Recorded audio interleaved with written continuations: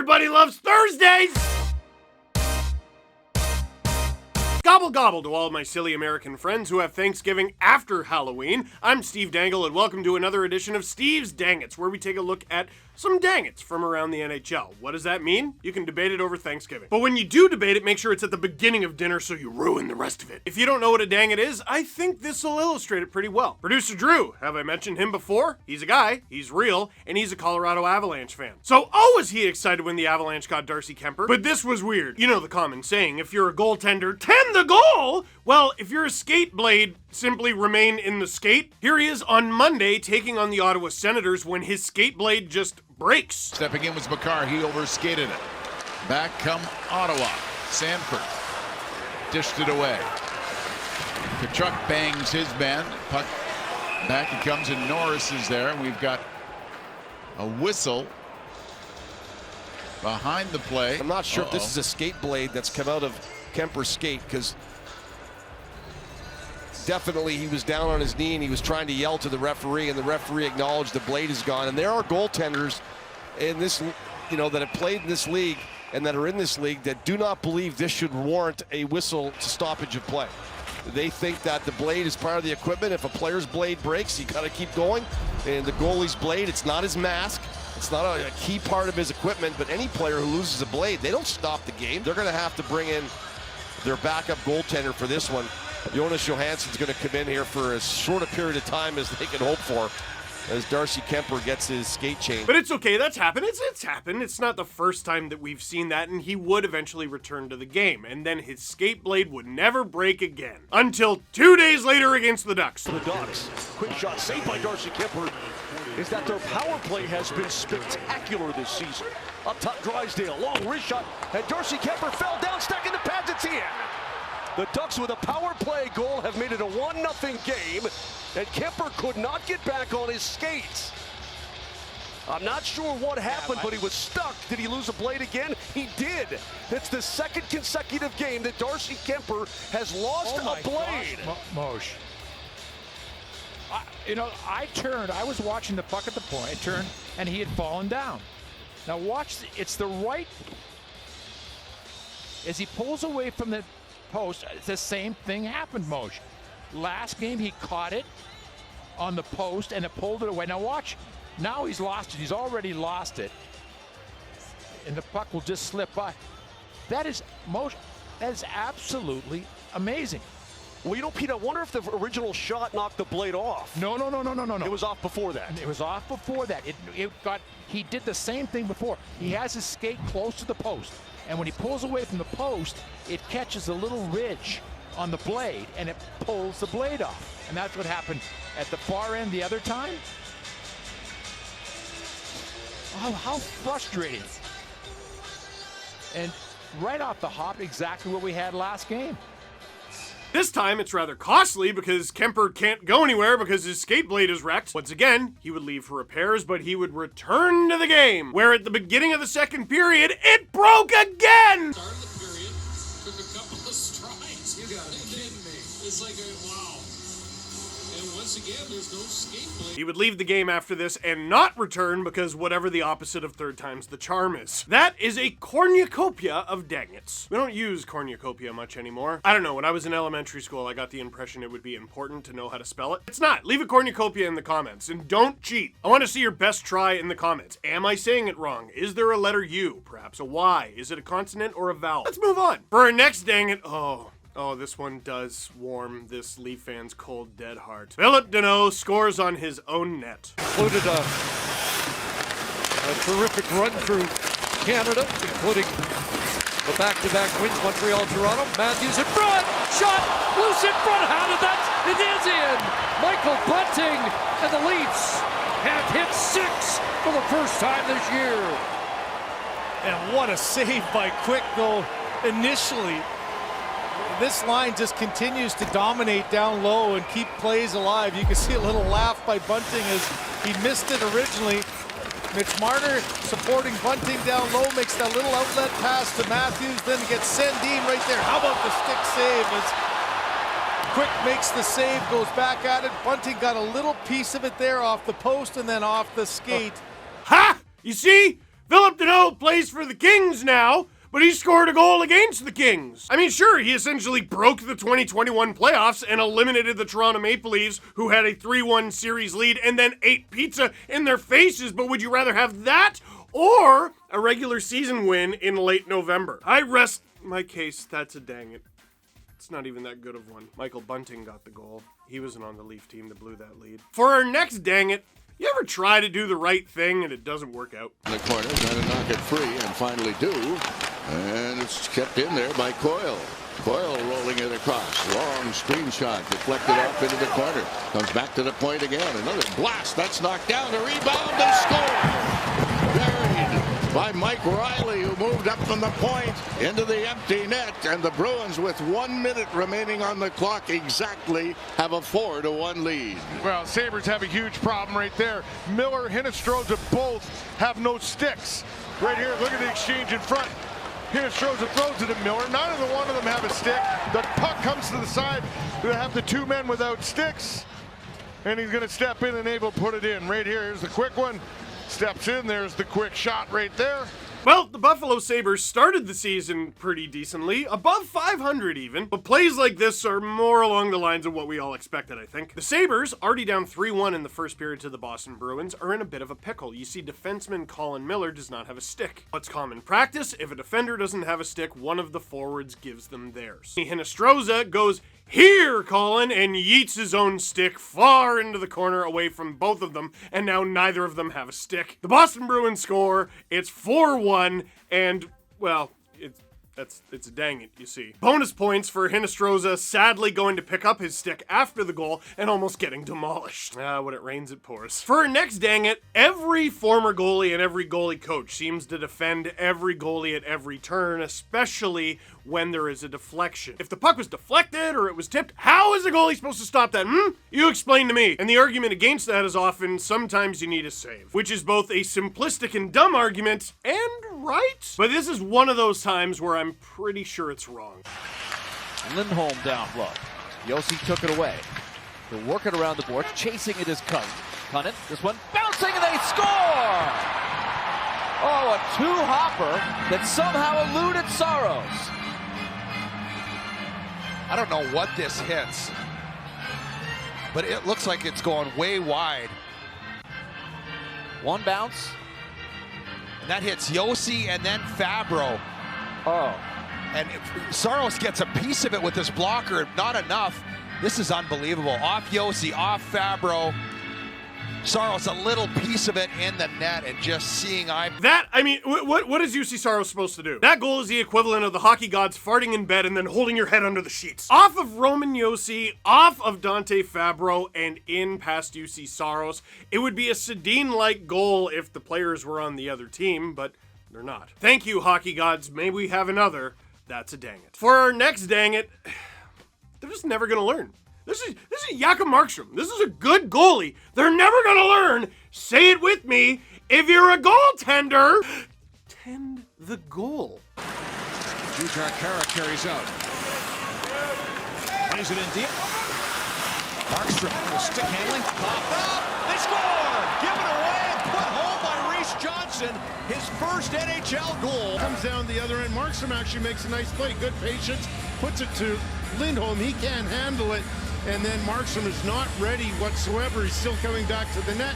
And you can see Reese Johnson just fired it. I'm a really bad hockey player, so whenever I go out and play, they try to give me an open lane and an open net to shoot at. And I'm like, don't do this to me. Make me earn it. That's essentially what happened here for Reese Johnson's first NHL goal, except they didn't do it on purpose. Jakob Markstrom. Great goalie. Gives it to Elias Lindholm. Great player. But the pass from Markstrom is what I'm going to call a low percentage play. As in, the chance of this play not ending in disaster is low. Well, someone grab the puck and tape it. That's his first NHL goal. Reese, if I were you, years later, I would say that I went through 4 different defenders and made Connor McDavid cry. That's what I would tell my kids. And then just disconnect the internet from my house forever. Oh, you just had to be there for the Flames. That's a dang it. But don't worry, Flames fans. Here you are on the good side of a dang it.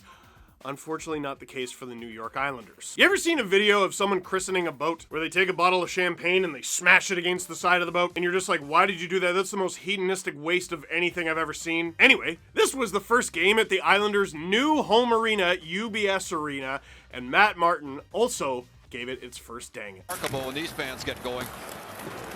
Martin on the puck, gave it away. Here's a chance for Richardson. Scores on a giveaway. Richardson puts it home and gets his second of the season to make a 1-0 Calgary.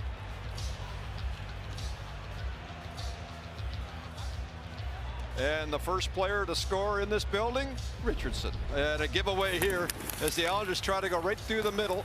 And then Martin here with, I don't know what he was trying to do, a backhand pass, which is not his skill level on the turnaround. Richardson just takes the puck and makes no mistake whatsoever.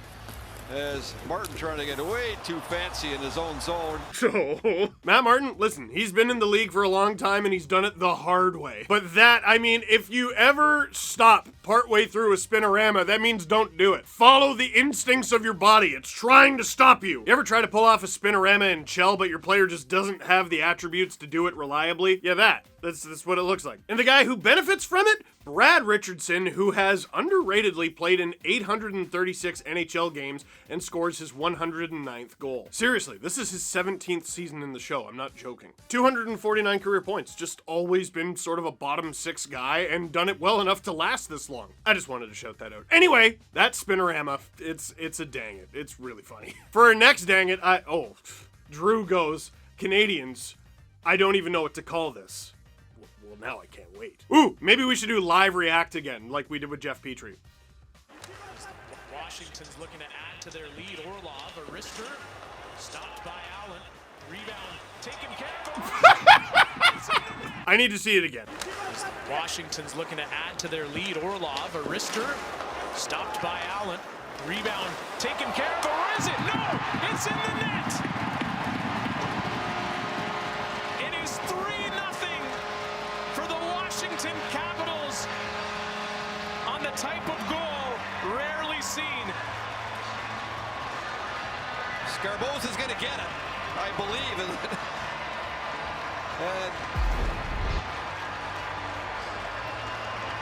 And it just goes towards the net.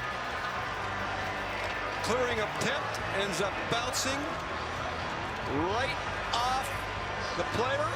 And it was off Paquette and then off Romanov.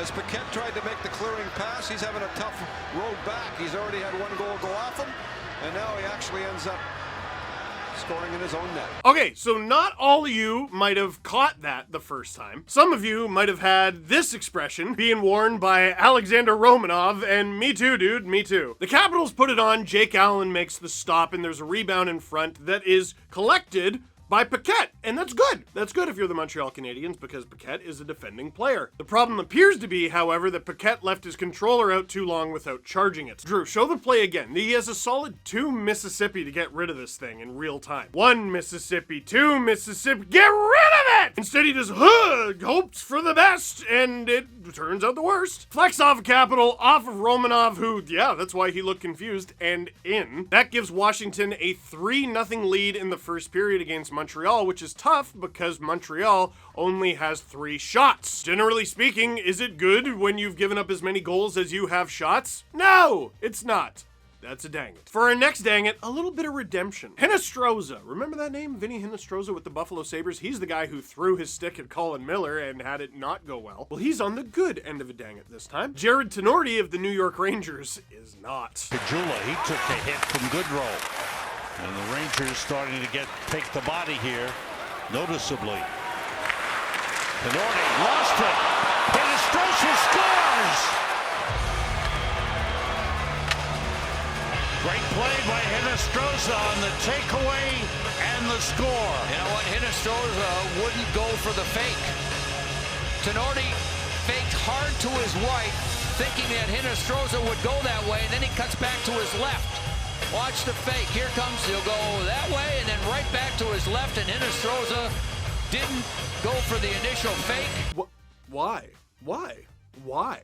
This is one, like, with most dang it's, I'm like, oh, okay, I at least see what you were trying to do. Like, generally speaking, when I say a goaltender should tend the goal, they're trying to help. They saw a play and they're like, I'm gonna try to make it, and then it just doesn't work out. Or they try to do the right thing, like earlier with Hinostroza and Colin Miller. He tried to give Miller his stick, it didn't work out. I do not know what Jared Tenorti is doing here. Stayed with it and then just stripped Tenorti. There it is, here he is. And then the shot. If you watch the play develop, it appears he knows he's got his defense partner over there. He knows Hinostroza is coming. He just kind of turns and stops. All right. Yeah, well, maybe next time. That's a dang it. I don't really have anything funny to say about that. That's just, why would you do that? Why? I really want the answer to be Hinostroza does an amazing impression of Nemeth. And while he was skating, he just shouted, stop and do nothing. And that's how it worked. I don't know. We gotta move on. For our next dang it, I swear we've shown Seth Jones doing this already this season. And Yamamoto out there. Derek Ryan is banged up. Otherwise, it'd be Ryan Yamamoto who steals, drives, scores! Kyler Yamamoto with Edmonton's first shorthanded goal of the year. 3-0 Oilers. That look kind of says it all for Seth Jones as Kyler Yamamoto in the right spot at the right time. And it's the aggressiveness. Back right there, you're going to see Seaver just kind of continue to pressure Seth Jones. He tries to reverse this back, and it goes right to Kyler Yamamoto. He gets his head up, doesn't stick handle it again, puts it up over top of the glove. What did you learn? The Chicago Blackhawks already down 2 goals in the first period on the road. That's not a good position to be in, but a good position to get back into the game on the power play. It's still early, you still got a shot. And I do not think this is how they drew it up. I'm sure that's a set breakout for the Chicago Blackhawks that just wasn't followed. Seth Jones was expecting a guy to be behind him, and he wasn't there. All right, look for the guy with the right-handed stick. And he said, drop it to the guy with the right-handed stick. Got it. And they said, no, not that one. Kyler Yamamoto goes, sure, takes it, snipes it, because why wouldn't you? That's a hat pick for him, but oh, Seth, bud. That's a dang it. For our final on-ice dang it, what the heck is this? Now Kuemper change off Kopitar and Iafallo over the boards. Keller around the net. Iafallo lost his stick. Keller chips it to the far side. A shot, score! They say it did not go in. They play on. Arizona's celebrating. Here's Kopitar the other way. Kopitar, stop of Amelka. I think it's in. I think it's in too. They play on. Yeah, I think it hit our post and then went down to a bottom where I believe I saw it hit the netting. And now they blow it dead. Arizona's won it. I don't know how that was missed either. The net clearly rippled. Arizona has won it in overtime. And it was movement of the puck, great shot, all those things. And the Coyotes celebrate. Now they go back to their goaltender, Vejmelka. All of them, watch this. Because really early on, Vejmelka was the story. So now everyone getting a chance to celebrate. It's a missed opportunity for the Kings. They get 1 point, they don't get 2, but Alex, with all the good things went on during that streak the Kings had, because of the situation coming into this game, it's almost like everything is forgotten. Post, down, across, inside. There's the bulge. So the Coyotes, who are not having a good season, think they scored. That's good. F says, no, you did not. LA Kings go the other way on a 2-0 because the Coyotes think they scored. They do not. The hey guys, you scored horn goes off. And it must have been a close one. Let's take a look. I don't know, guys. Is this in? I don't know if this one's in. It might not be in. I'm just picturing a Kings fan going to a game for the first time wondering what the heck happened. Because this was overtime. So the visiting team shoots it. They think they scored. They celebrate. Nothing happens. Puck goes the other way. You think your team is about to win it. They don't score. A horn goes off and everyone's told to go home. Why do we have to go home? Because your team just lost. It's okay. It's not confusing at all. And the puck barely crossed the line, right? That's a dang it. And for our final dang it, I don't know. Do I want to join the pile on? Yes, I do. The New Jersey Devils alternate jersey stinks. Look at this. Why? Add more stripes. Well, there's a story behind the stripes. I don't care. Make a jersey that looks good and then write a story around it. Some of the promo shots with PK Subban are amazing to me because he's got to wear this jersey and make it look cool, and PK does his best. But look at the wall behind him. The wall behind him has a better design than the jersey. And all it says is jersey. Now, they did make a hat that just says hats, which I think is great, and a lot of fans are going to love and buy. And sometimes when you screw up, you know, you got to own it. You got to lean into it. But now they still got to wear the jerseys. I don't know. This thing, to me, it's a dang it. What do you think? Leave a comment in the comment box down below. Do you like the New Jersey Devils third jersey? And also, can you spell cornucopia? Is it cornucopia? Cornucopia. No, now the first one that I said seems wrong. Anyway, that is it for this one. Thank you very much for watching. Click like if you like this video. Click subscribe if you really liked it. Tell all your friends. C-O-R-N-A?